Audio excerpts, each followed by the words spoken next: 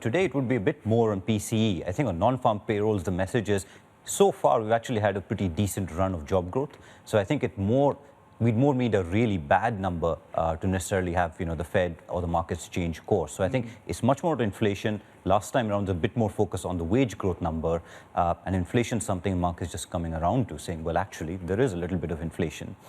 Indeed. And what did you make of Yellen's comments at Harvard Radcliffe on Friday? Rate hike ahead in the coming months. Didn't really give too much away. But at the same time, I mean, look, if there's anybody to be listening to, it's the chair herself.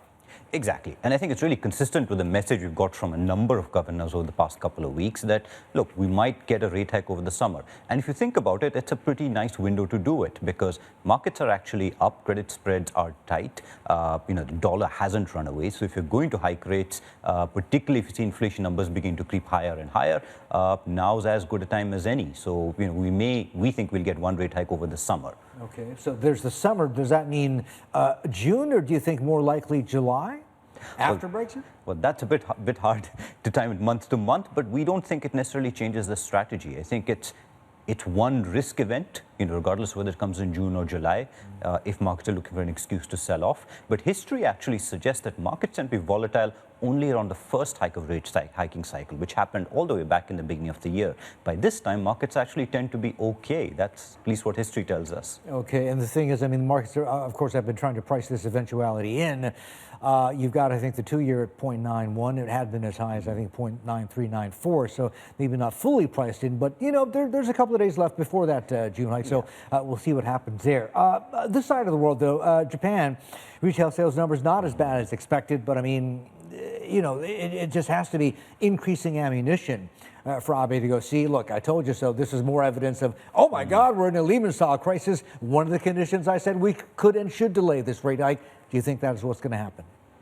Well, I think the Fed itself is more likely focused on what's happening in the U.S. today. And I think for them, it's a simple case of, look, as long as nothing exceptionally bad happens elsewhere. I think in Japan, they have a case. I mean, clearly lots of challenges in the domestic economy. It's the reason why it's not one of our most preferred markets at the moment. But I think things may have to get a little bit worse before they get better. I mean, Abe clearly is taking a sensible approach of saying, look, can we expand fiscal policy somehow? Can we delay the tax hike? Can we do something more? But clearly, something needs to happen before markets say, okay, maybe Japanese equities are worth looking at again. And I think we're not there yet. Indeed, interesting. Do you think if he does delay the sales tax hike, do you think it's going to basically trigger a ratings downgrade by one of the major risk arbiters? Well, that's a big call, but I'm not sure whether it'll actually make a difference. Right? It's happened before, but will it really make a difference? I mean, the last time round there was a downgrade. You can see where Japanese government bond yields went to after that.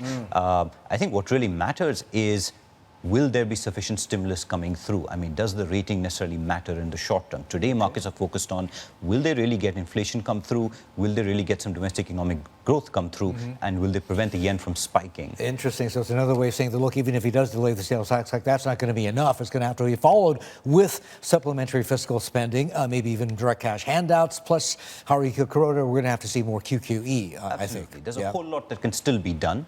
And I think we'll have to see how much of that policymakers are willing to follow through on.